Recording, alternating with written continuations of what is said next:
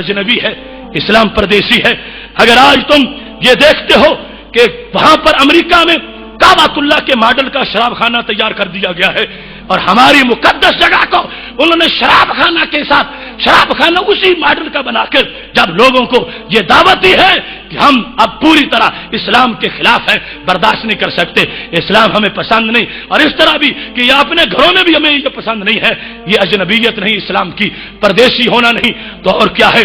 آج اس وقت ہمارے محبوب علیہ السلام کے گستاخانہ خاکے بنے، اور اس کے بعد صرف بنے ہی نہیں، ان کو بار بار پرنٹ کیا گیا، ان کو نصابوں میں شامل کیا گیا، ان کو فٹ بال اور مختلف چیزوں کے اوپر بنایا گیا، اور بار بار ان کی فلمیں چلائی گئیں۔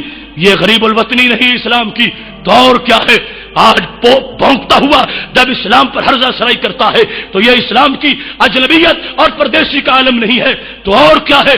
آج جس وقت $6 لاکھ انڈیا کی حکومت افغانستان میں میوزک کے لیے فنڈ دیتی ہے، یہی اجنبیت نہیں اسلام کی، تو اور کیا ہے؟ آج اس پاکستان میں نعرہ اسلام پر بننے والے ملک کی پنجاب یونیورسٹی میں اگر میوزک کی کلاسیں شروع ہو جاتی ہیں، یہ پردیسی نہیں دین کی، تو اور کیا ہے؟ اگر آج پاکستان کی یونیورسٹیاں امریکہ کے اڈے نہیں بن گئی، یہ پردیسی نہیں، تو اور کیا ہے؟ یہ دین جس کے بچے کو غیر مسلم کے ساتھ بیٹھنا حرام کیا گیا تھا، آج ان کو لیکچر ان عیسائیوں کے دلوائے جا رہے ہیں، اور امریکی پروفیسر بلوا کر مسلمانوں کے عقیدے جو ہیں ان کو پاس کیا جا رہا ہے۔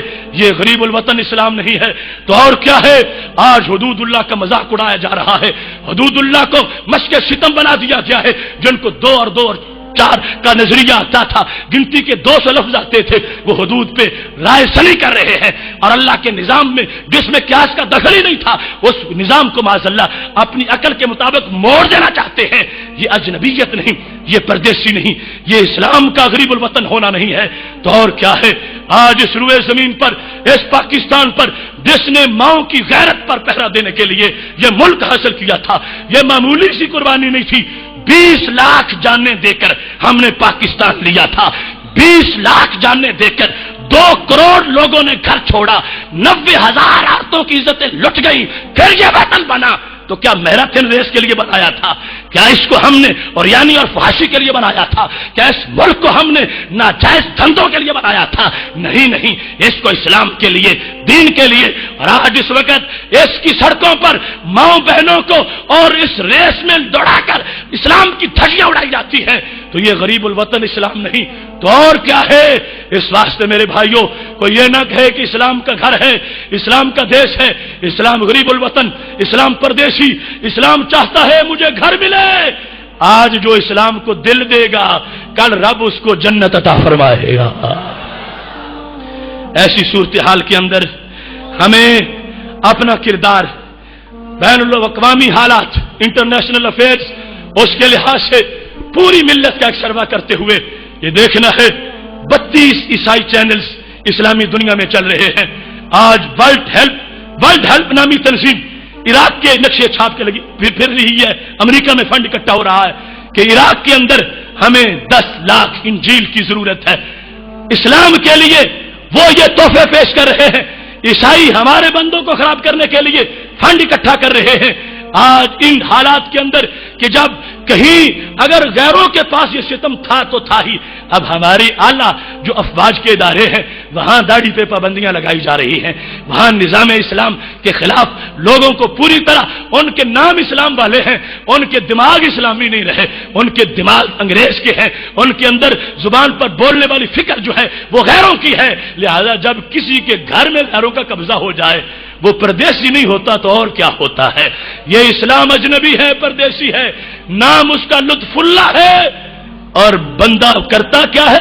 جو بالکل حرام ہے۔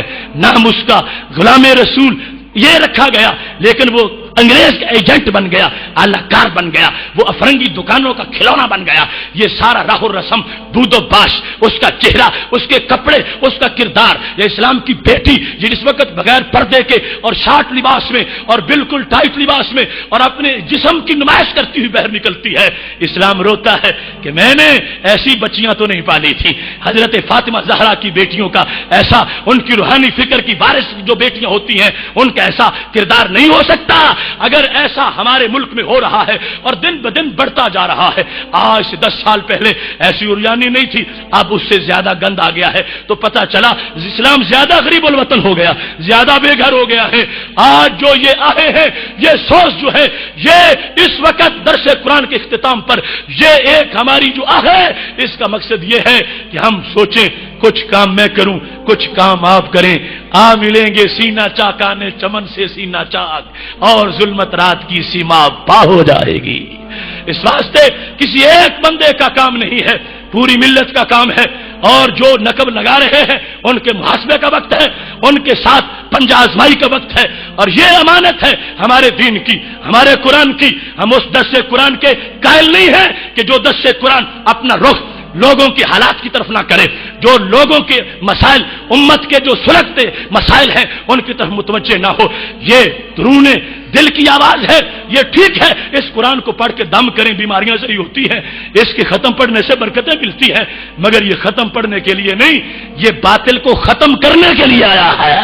اس کے ختم بھی پڑھو, مگر اسے پڑھ کے باطل کو ختم بھی کرو. اگر باطل ننگا ناچتا رہے, ہم مسجد کی الماری تک قرآن بند رکھیں تو یہ قرآن کا حق نہیں ہوگا. قرآن غریب الوطن, اسلام غریب الوطن, مسلمان غریب الوطن. کہاں ان کا دیش؟ کیا پاکستان ہمارا دیش ہے؟ نہیں, ہمارے پاس ہمارا کیا ہے؟ یہاں پر غیروں کے اڈے ہیں, جو چاہتے ہیں کرتے ہیں, جسے چاہتے ہیں پکڑتے ہیں, جہاں چاہتے ہیں پھینکتے ہیں. کیا وہ ماؤں کے بچے نہیں ہیں جو کیوبا کی جیلوں میں جانوروں کی طرح پنجروں میں بند ہے؟ کیا وہ افغانستان کے کیکروں کے پتے تھے جن کو پکڑ کے الٹا لٹکا دیا گیا؟ کیا وہ عراق کی سرزمین جو ولیوں کی سرزمین ہے, اس کے بیٹے حضرت ابراہیم علیہ السلام کے پوتے امام حسین کی اولاد, کیا وہ نیک لوگوں کی ضروریت نہیں ہے جن کو ابو غریب جیلوں میں کتوں سے جن کا گوشت نچویا جا رہا ہے؟ ایسے دیش کے اندر, ایسے حالات کے اندر ہم کیسے کہہ سکیں گے اسلام کے پاس گھر ہے؟ نہیں, اسلام بے گھر ہے. اس وقت ہم سے گھر کا تقاضا کر رہا ہے. کیوں ان سے پوچھیں, کیوں ان سے لیں, کیوں ان سے مانگے؟ کیا ہمارے پاس کچھ نہیں؟ کیا اسلام کی دکان خالی ہے؟ کیا اسلام کے پاس کچھ نہیں؟ نہیں, اسلام کے پاس ہی سب کچھ ہے, صرف دھیان اسلام کا کرنے کی ضرورت ہے. غیروں کی گندی دکانوں سے گندا سودا مسلمان کیوں خریدے؟ نظریے کا گندا سودا, زندگی گزارنے کا گندا سودا. جس کے پاس اتنا سچا قرآن ہو وہ جھوٹے لوگوں کے جھوٹے قانون بنا سمجھے تو کیوں سمجھے, مانے تو کیوں مانے. اس واسطے قرآن مجید برہان رشید کی طرف متوجہ ہوتے ہوئے آج کی حالات سمجھو. آخر پورے ملک اور حکومت کا بھی ایک اثر ہوتا ہے بندوں پر. چھت پہ جو کچھ ہوتا ہے نیچے وہی گرتا ہے, پر نالے سے اور نہیں آتا, چھت والے نیچے آتا ہے. اگر کسی ملک کا وزیر صحت کنجریوں کے ساتھ ڈانس کر کے کہے یہ ہماری صحت مند سرگرمی ہے, تو اس ملک کے بیٹے ڈانس نہیں کریں گے تو کیا کریں گے؟ اور اگر کسی ملک کا پریزیڈنٹ پولو کیمپ میں ناچ رہا ہو تو اس ملک کے بچوں سے کیا امید ہو سکے گی کہ یہ اپنے آپ کو بچا سکتے ہیں؟ اس واسطے برباد گلستان کرنے کو بس ایک ہی الو کافی ہے. ہر شاخ پہ الو بیٹھا ہو, انجام گلستان کیا ہوگا؟ ہر طرف مسائل ہیں, ہر طرف دھندلکے ہیں, ہر طرف اندھیرے ہیں, مگر حق پرستوں کے لیے یہ ضروری ہے اذان پڑھیں. ایک نمازی آ گیا پھر بھی ٹھیک, 10 آ گئے پھر بھی ٹھیک, 1000 آ گئے پھر بھی ٹھیک, کوئی نہ آیا پھر بھی اذان پڑھنے والا تو اذان پڑھے گا.